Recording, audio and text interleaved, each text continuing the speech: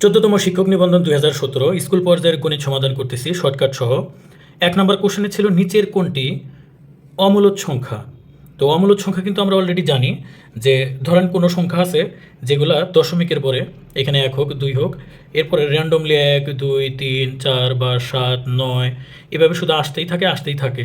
তো যদি কখনো কোনো সংখ্যার এভাবে শুধু আসতেই থাকে যার শেষ নাই দশমিকের পরে, সেগুলো হচ্ছে মূলত অমূলদ সংখ্যা। কারণ এই সংখ্যাটাকে পি বাই কিউ আকারে প্রকাশ করা যাবে না, ল আবার হর আকারে প্রকাশ করা যাবে না। যেমন আপনাকে যদি শুধু 1.227 দেওয়া হইতো তাহলে কিন্তু আপনি খুব সহজেই এখানে 127 লিখতেন, এই দশমিকের জন্য একটা 1 আর 2টা শূন্য, তাহলে 2টা শূন্য দিয়ে দিতেন, যেটাকে আমরা পি বাই কিউ আকারে প্রকাশ করতে পারতাম। কিন্তু এই সংখ্যাটা যেটা দশমিকের পর শুধু আসতেইছে এইভাবে যদি আসতে থাকে, এটা কিন্তু আপনি পি বাই কিউ আকারে প্রকাশ করতে পারবেন না, অর্থাৎ এইভাবে লব আর হর আকারে প্রকাশ করতে পারবেন না। এখন অপশনে দেখেন পায়ের মান কিন্তু নির্দিষ্ট না, এইভাবে কিন্তু দশমিকের পর কিন্তু আসতেই থাকবে। √2 মানও কিন্তু আপনি নির্দিষ্ট করে লিখতে পারবেন না, দশমিকের পর অসংখ্য ঘর আসবে। √11 ক্ষেত্রেও কিন্তু একই কথা। তো এই সবগুলোই হচ্ছে অম্লদ সংখ্যা। লগের একটা অঙ্ক দেখতে পাচ্ছি আমরা, এটা খুবই সহজ, যে লগ বেস এখানে 2 এখানে 8। তো এটাকে আমরা চাইলেই লগ, এখানে যেরকম 2 আছে, আবার উপরে আমরা একটা 2 নেব, কিন্তু এখানে তো 2 নাই, এখানে কত আছে 8 আছে, কিন্তু আমরা এখানে পাওয়ার 3 দিলেই কিন্তু 8 মিলে যাবে। তো এতে করে লাভ হলো কি, আমাদের 8টাকে আমরা এইভাবে 2⁻³ লিখেছি। এখন এই 3টা সামনে নিয়ে আসবো এবং এখানে থাকবে লগ 2⁻2। আমরা জানি লগ 2⁻2 পরিবর্তে আমরা 1 লিখতে পারবো, আর এখানে কত ছিল 3, তাহলে 3 × 1 দ্যাট মিনস 3 হবে আমাদের অ্যান্সারে। লগের আরও একটা ম্যাথ আমরা দেখতে পাচ্ছি, বলছে যে 5√5-এর 5 ভিত্তিক মানে ভিত্তি হবে 5। তাহলে আমরা সেই ক্ষেত্রে লিখবো লগ ভিত্তি কত 5, আবার 5√5 এর, তার মানে এটা পাওয়ার হিসাবে যাবে 5√5। এখন আমরা যেটা লিখতে পারবো লগ, এখানে যে বেস 5 আছে 5 লিখলাম। এখন দেখেন এই 5 আমরা 5 লিখলাম ইনটু এই যে 5-এর উপর √ওভার আছে, আমরা জানি √ওভার থাকলে তার পরিবর্তে কী লেখা যায়, হাফ লেখা যায়। কোথাও যদি √ওভার থাকে তার পরিবর্তে আমরা হাফ লিখতে পারি। এখন পরবর্তী লাইনে আমরা লগ এই যে 5 বেস, এখানে দেখেন এখানে একটা 5 এখানে একটা 5, মাঝখানে কি আছে গুণন আছে। তো এরকম যদি থাকে, যদি বেস সেম থাকে এবং গুণন থাকে, তাহলে পাওয়ারগুলো আমরা যোগ করব। তো এই 5-এর কিন্তু কোনো পাওয়ার আমরা দেখতে পাচ্ছি না, সেই ক্ষেত্রে আমরা মনে মনে এখানে 1 ব্যবহার করব। তাহলে এই 2টা 5 থেকে আমরা একটা 5 লিখব এবং এটার পাওয়ার 1, তার সাথে পাওয়ার হচ্ছে হাফ, আমরা যোগ করে দিব। তাহলে এখান থেকে দেখা যাচ্ছে লগ 5 তার পাওয়ার 5, আবার তার উপরে এইটা যদি আমরা ক্যালকুলেশন করি, কোথাও যদি এরকম থাকে যে 1 + হাফ, তার পরিবর্তে কী লেখা যায়, অবশ্যই লসাগু 2 লিখব, 2 × 2, আবার 2 দিয়ে কাটাতে থাকবে 1, সেক্ষেত্রে আমরা কিন্তু 3/2 লিখতে পারবো এই পাওয়ারটা। তাহলে আমরা এইটুকুর ক্যালকুলেশন করে আমরা দেখলাম 3/2 লেখা যায়। আবার দেখেন যে এই পাওয়ারটা তাহলে সামনে নিয়ে আসতে পারি 3/2, আর এখানে কি থাকবে লগ 5-এর পাওয়ার 5। তো একইভাবে 5-এর পাওয়ার 5 থাকলে আমরা 1 লিখব, 1কে 3/2 দিয়ে গুণ করলে 3/2 হবে আমাদের অ্যান্সার। আমরা 4 নাম্বার আরও একটা সূচকের ম্যাথ দেখতে পাচ্ছি। তো এইখানে দেখেন 8x-এর পাওয়ার 0 আছে, যদি কোনো কিছুর পাওয়ার 0 থাকে তার পরিবর্তে আমরা 1 লিখতে পারি, প্লাস এখানে কিন্তু 8 আছে 8 লিখলাম, ইনটু এখানে আবার x-এর পাওয়ার 0 আছে, কোনো কিছুর পাওয়ার 0 থাকা মানে আমরা 1 লিখতে পারি। তাহলে এটা 1 + 8কে 8 = এটা হবে 9, আমাদের 9 আসবে অ্যান্সারে। আমাদের মনে রাখার বিষয় হচ্ছে যে ইনফিনিটি বা 0 এই জিনিসগুলা যদি এভাবে 0 এর পাওয়ার যদি 0 থাকে বা এর পাওয়ার যদি 0 থাকে, এগুলো আমরা নির্ণয় করতে পারবো না। এছাড়া যত কিছুই থাকুক না কেন, যেমন আমরা যদি লিখি জরিনা এর পাওয়ার যদি আমরা 0 লিখি, তার মানও কিন্তু আমাদের কি হবে 1 হবে। তো কেন পাওয়ার 0 হলে মান 1 হয়, আমি বিগত কোন নিবন্ধনে যেন বুঝিয়েছি, আমি সেই 6ষ্ঠ নিবন্ধন থেকে সবগুলো নিবন্ধনেরই টিউটোরিয়াল করতেছি। আপনারা অবশ্যই শুরু থেকে প্লে লিস্ট অনুসারে সমাধান করবেন, তাহলে বুঝতে সুবিধা হবে। সবসময় আসলে ব্যাখ্যা করা সম্ভব হয়ে ওঠে না। এখানে একটা সূচকের ম্যাথ ছিল, যে দেখেন 4x প্লাস এরকম আছে, আমরা 4কে ভাঙলে এভাবে স্কোয়ার লিখতে পারবো, তারপরে x + 1, আবার একইভাবে 32কে আমরা 2 কত লিখতে পারবো 5 লিখতে পারবো। কেন? কারণ হচ্ছে যে এইভাবে 2 যদি আপনি 5টা নেন, সবগুলাই যদি গুণন করেন তাহলে দেখবেন 32 আসছে। তো এখন পরবর্তী লাইনে আমরা এই 2 রইলে এই 2 দিয়ে পাওয়ারের সাথে পাওয়ারের গুণন হবে, তাহলে 2x + 2 = এই পাশে 2⁵। বেস যদি আমরা না রাখি, সেই ক্ষেত্রে আমরা লিখতে পারবো 2x + 2 = 5। পরবর্তীতে আমরা যদি ক্যালকুলেশন করি 2x = হবে 5 থেকে 2 বাদ যাবে, 5 থেকে 2 বাদ দিলে থাকবে 3, অতএব x-এর মান পাবো আমরা 3/2। 6 নম্বর ম্যাথটা প্রায় প্রত্যেকটা নিবন্ধনে এসে থাকে। এই নিয়মের ম্যাথগুলো অবশ্যই মনোযোগ দিয়ে করবেন, আপনারা সলভ করবেন। দুটি সংখ্যার গসাগু লসাগু থাকবে, দুটি সংখ্যার একটি দেওয়া থাকবে, অপরটি কত। তো দুটি সংখ্যার আমরা এই সূত্র, দুটি সংখ্যার গুণফল সমান সমান লসাগু গসাগুর দুটো গুণ। দুটি সংখ্যার ভিতরে একটা সংখ্যা আমরা কি পেলাম এখানে, এই যে 42, আর আরেকটা সংখ্যা কত, অপর সংখ্যাটি আমাদের কি করতে হবে, নির্ণয় করতে হবে। আমরা অপর সংখ্যাটি এক্স ধরলাম। আর লসাগু কত, লসাগু দেওয়া আছে 84 আর গসাগু দেওয়া আছে 7। তো পরবর্তীতে আমরা এক্স সমান সমান লিখতে পারি 84 গুণন 7, নিচে হচ্ছে 42। কাটাকাটি করলে 6 7 42, 6 দা আমরা এটাকে কাটলে হবে 14, 6 14 84। আমরা যদি শর্টকাট করি যে লসাগু গসাগু কী হবে, আপনি লসাগু গসাগু গুণ করবেন আর যে সংখ্যাটা দেওয়া থাকবে সেটাতে আপনি ভাগ করবেন। 60 জন ছাত্রের মধ্যে 42 জন ফেল করলো, শতকরা পাশের হার, ফেলের হার কিন্তু বলে নাই, পাশের হার। তাহলে আসলে পাস করছে কয়জন, আমরা যদি হিসাব করি ফেল করছে কয়জন, 42 জন। তো যারা ফেল করছে তাদের যদি বাদ দেই, এখানে আমরা 8 লিখতে পারবো, এখানে 18, মাত্র 18 জন পাস করছে। তাহলে আমরা দেখতে পাচ্ছি যে 60 জনে পাস করছে কয়জন, 18 জন। অতএব 1 জনে পাস করবে 18/60 এতজন। অতএব 100 জনে পাস করবে, শতকরা পাশের হার বের করতে গেলে আপনারা নিশ্চয়ই পারবেন, তবুও আমি করে দিচ্ছি। এই শূন্য কাটা দিলাম, 6কে 3 6 18 আর 3 10 30, তাহলে মাত্র 30% পাস করছে। এই ম্যাথগুলো আমরা সহজে করতে পারি। এখানে আর এর মান দেওয়া, তো আমরা আর এর মান কত দেওয়া, 4 6 24, 24 আর 1 25, তাহলে 25/4 লিখতে পারি, এত পার্সেন্ট। তো পার্সেন্টটাকে ভাঙলে আমরা জানি নিচে 100 লেখা যায়। তো 25 4 গুণন 100 আর এর মান, এটা কাটলে 1 কত, 1 এখানে আমরা লিখতে পারি 4 25 সঙ্গে 100, সুতরাং 1/16 লিখতে পারবো আমরা আর এর মান। তো 96 টাকা, তার মানে এটা পির মান, আর সুদ তার মানে আয়ের মান, এটা আমাদের বের করতে হবে কত সময়, দ্যাট মিনস এন এর মান আমাদের বের করতে হবে। তাহলে আমরা জানি আই সমান সমান পি এন আর, আমাদের বের করতে হবে এন এর মান। তো এন এর মান বের করতে গেলে পি এবং আর আয়ের নিচে গিয়ে ভাগ হবে, অতএব এন সমান সমান I/পি আর।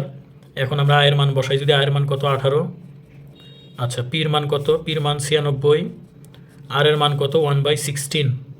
16 দিয়ে 96কে কাটলে যাবে কয়বার যাবে, 6 বার যাবে। আর 6 দিয়ে 18কে কাটলে কত হবে, 3 6 18, সুতরাং এটা হবে 3 বছর। সমকোণী ত্রিভুজের ভূমি, তো আমরা সমকোণ অঙ্কন করতে পারি। ধরে নিচ্ছি এটা একটা সমকোণী ত্রিভুজ, এটা 90 ডিগ্রি।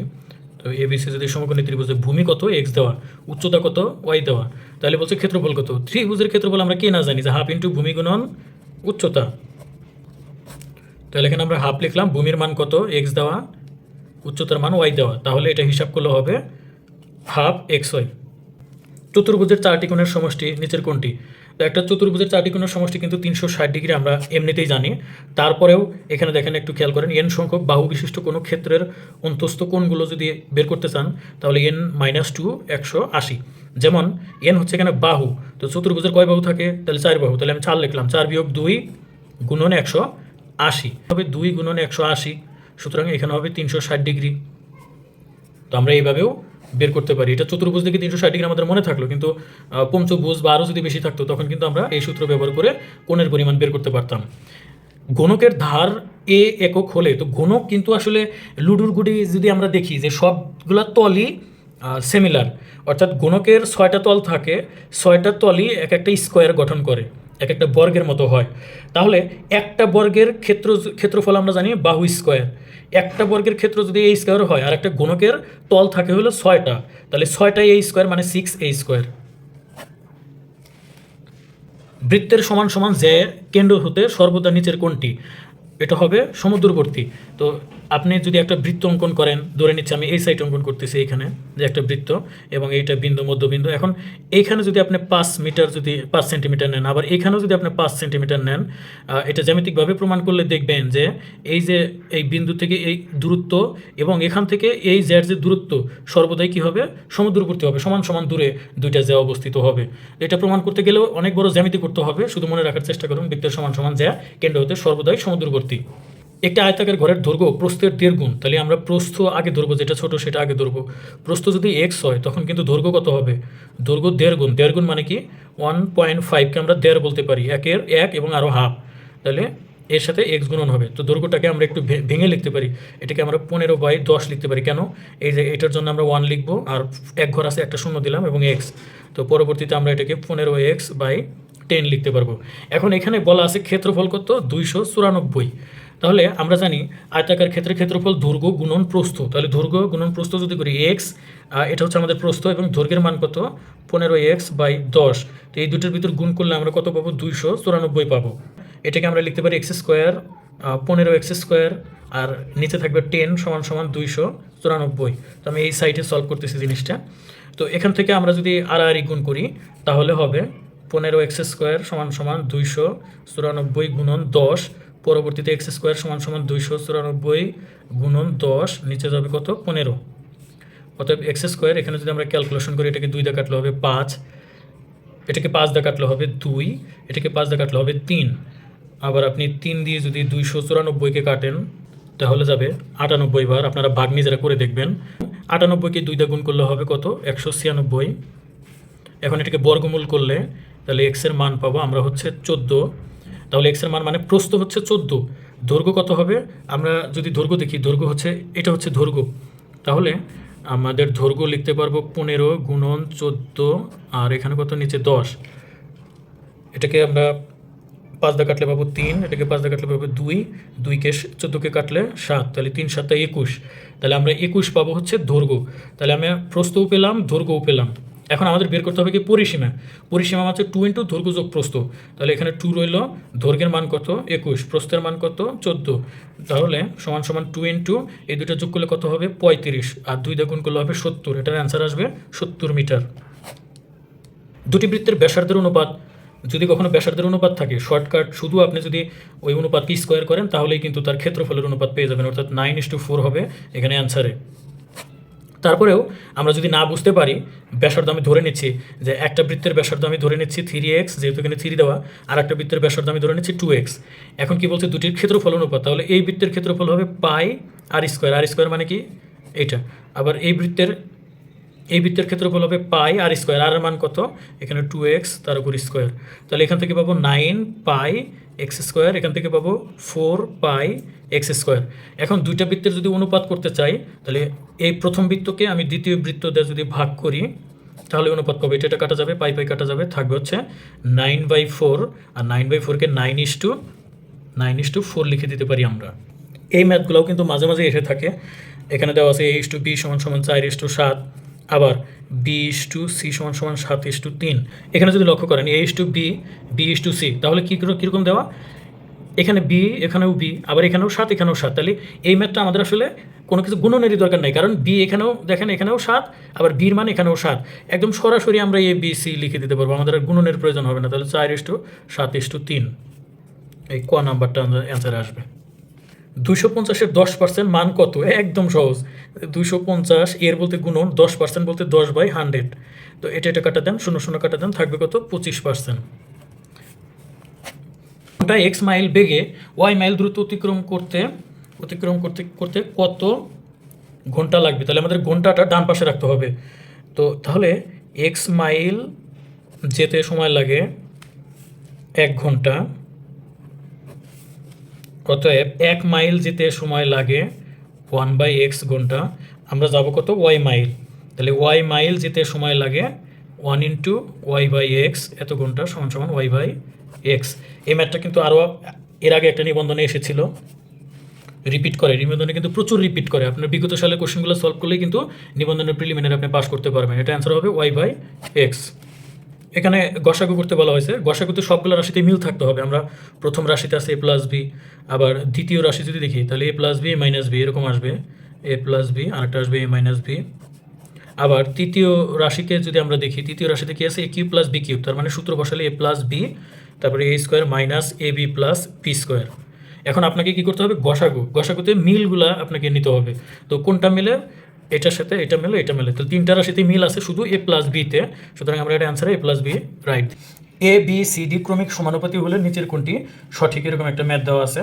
তো ABCD ক্রমিক সমানুপাতি মানে কি, তার মানে এর সাথে বি হবে, আবার যেখানে শেষ হবে সেখান থেকেই শুরু হবে, বি থেকে সি হবে, তাহলে একইভাবে যেটা শেষ হবে সেখান থেকে শুরু, সির সাথে কি হবে ডি হবে, এরকম হলে সেটাকে আমরা ক্রমিক সমানুপাতি বলতে পারি।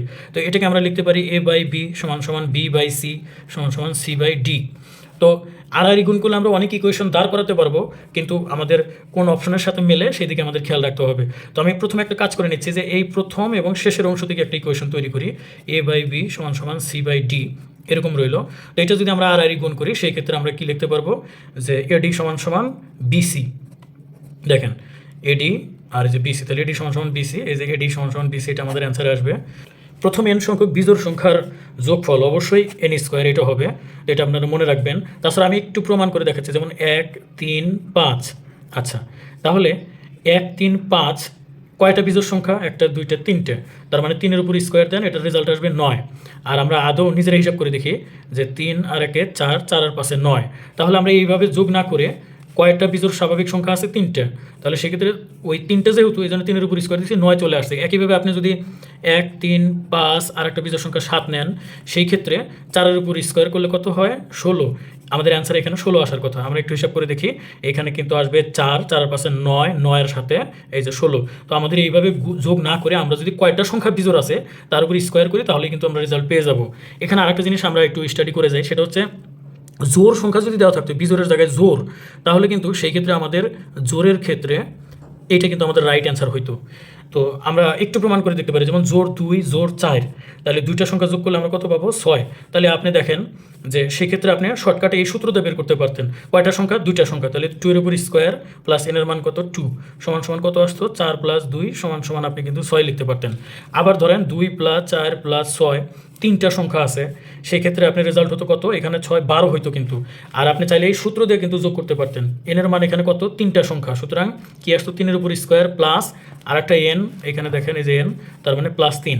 তো এটা আসতো 9 + 3 সমান সমান 12। তাহলে আমরা দেখলাম ম্যানুয়ালি এভাবে 12 আসে, আবার এভাবে সূত্র প্রয়োগ করলেও 12 আসে। তো অবশ্যই আপনি একটু খেয়াল রাখবেন যে এন স্কোয়ার মানে বিজোড় সংখ্যার যোগফল, এবং এন স্কোয়ারের সাথে একটা এন যোগ করলে ওইটা হয়ে যায় জোর। তো কখনো যদি আপনি ভুলে যান পরীক্ষার হলে, তখন এইভাবে আপনি একটু প্রুভ করে দেখবেন। 21 নম্বর ম্যাথ কিন্তু খুবই সোজা। আমরা জানি পাওয়ারের সাথে পাওয়ার কি হয়? গুণন হয়। তো আমরা এই দুটো যদি গুণন করি, 1 এবং 1 গুণ করলে 1ই হবে, এবং মাইনাসে মাইনাসে সামনে কি হবে? প্লাস। তো এখানে প্লাস না লিখলেও চলবে, আর 1-এর পাওয়ার এর পাওয়ার 1 হলে আমরা এ লিখতে পারি, সুতরাং এটার অ্যান্সার হবে এ। বৃত্তের কেন্দ্রের কোণ কত ডিগ্রি সমান? তো আমরা যদি, এটা আমরা সবাই জানি যে একটা বৃত্তে যে কেন্দ্র থাকে এইভাবে যদি ঘুরে ওঠে, এখানে 360 ডিগ্রি কোণ উৎপন্ন হয় এই বিন্দুতে। তাহলে এখানে আমরা 360 ডিগ্রি। এখানে দেখেন সাইন থিটা কিছু মান দেওয়া আছে, স্যাকের মান বের করতে বলছে।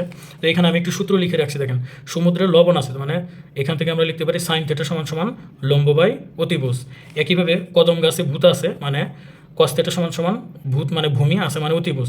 তো আমরা সূত্র যদি মনে না রাখতে পারেন, এইভাবে ট্রিক্স ব্যবহার করতে পারেন। এখন আমাদের এখান থেকে বুঝতে পারতেছি যে সাইনের মানটা দেওয়া, সাইন থিটা সমান সমান কত? 4/5। তো সাইন থিটা মানে কি? সাইন থিটা মানে লম্ব বাই অতিভুজ, তার মানে আমরা এখানে লম্ব, নিচে হলে অতিভুজ, এর মান কত? 4/5। তাহলে লম্বের মান 4, অতিভুজের মান 5। আচ্ছা, কিন্তু আমাদের বের করতে হবে কি? স্যাক এর মান। এখন স্যাকের মান আমরা কি করব? এই যে কসের যে মান দেখেন, এই যে কসের মান কত? ভূমি বাই অতিভুজ, আর কসের বিপরীত হচ্ছে স্যাক। তাহলে আপনি স্যাক থিটা সমান সমান যেটা লিখতে পারবেন, কসের বিপরীত অতিভুজই যাবে উপরে, তাহলে অতিভুজ উপরে গেলে এখানে হবে অতিভুজ, আর ভূমিটাই আসবে কোথায়? নিচে। তো ভূমি দেখলাম নিচে। আচ্ছা, অতিভুজের মান কিন্তু অলরেডি আমরা 5 পেয়েছি, তো অতিভুজের মান আমরা এখানে 5 লিখে দিলাম এই যে। কিন্তু ভূমির মান কত? ভূমির মান কিন্তু আমরা জানি না। অতিভুজের মান তো আমরা জানি 5, কিন্তু ভূমির মান কত? আমরা ভূমি বের করতে পারি। কিভাবে আমরা বের করব? যে আমরা জানি লম্ব স্কোয়ার প্লাস ভূমি স্কোয়ার সমান সমান কত আসবে? অতিভুজ স্কোয়ার। আচ্ছা, তো এখন লম্বের মান কত? লম্বের মান 4, তার মানে 4-এর উপর স্কোয়ার প্লাস ভূমির মান তো ভূমি স্কোয়ার, তো ভূমি স্কোয়ারের মানই তো আমি বের করবো। ভূমি স্কোয়ার সমান সমান অতিভুজের মান কত? 5, তাহলে 5-এর উপর স্কোয়ার। তো এই লাইনটাকে যদি আমরা ক্যালকুলেশন করি, ফাইনালি আমরা লিখতে পারবো ভূমির উপর স্কোয়ার সমান সমান, এই যে দেখেন এটা 25, আর এই যে সংখ্যাটা এটা কিন্তু 16, তাই না? 16 ওই পাশে গেলে হবে বিয়োগ, সুতরাং এখান থেকে আমরা 16 বাদ দিলে কত থাকবে? 9। অতএব আমরা ভূমির মান যদি এটা বর্গমূল করি, তখন ভূমির মান পাবো আমরা হচ্ছে 3। সো এখানে হবে 3, আমাদের অ্যান্সার আসবে 5/3। আসলে লাইন টু লাইন আস্তে আস্তে সলভ করতে গেলে ভিডিও ডিউরেশন অনেক বড় হয়ে যায়। আপনারা যদি তারপরে কোথাও না বোঝেন, আমি দ্রুত করতেছি, যদি কোথাও না বোঝেন কমেন্টে আমাকে জানাবেন। পরবর্তী ম্যাথটা দেখেন, এখানে যে ইকুয়েশনটা দেওয়া আছে, কি দেওয়া আছে? যে x² সমান সমান 4x। আচ্ছা, আমাদের বের করতে হবে x এর মান। খুব সহজ, আপনি উভয় পক্ষকে x দ্বারা যদি ভাগ করেন, যেমন x²কে x দ্বারা ভাগ করবেন, আবার 4x-কেও x দ্বারা ভাগ করবেন, তাহলে কি থাকবে? সেই ক্ষেত্রে এটা কাটা যায়, শুধু x থাকবে, আবার x কাটা যায়, শুধু 4 থাকবে। এটার অ্যান্সার আসবে 4। সর্বশেষ অঙ্ক, মৌলিক সংখ্যার সেট কীরূপ? তো মৌলিক সংখ্যা কোনগুলো? আমি যদি দেখেন 2 3 5 7, তারপরে 9 লেখা যাবে না, 9কে ভাঙানো যায়, 3 দিয়ে ভাঙানো যায়, 11, তারপর 13, যেই সংখ্যাগুলো ভাঙানো যায় না, যেই সংখ্যাগুলো ভাঙতে গেলে ওই সংখ্যা এবং 1 দিয়ে ভাঙা যায়, আর কিছুতে ভাঙা যায় না। তো এইভাবে কিন্তু আসতেই থাকবে। এই জন্য আমরা বলতে পারি যে মৌলিক সংখ্যারও শেষ নাই, মানে অসীম।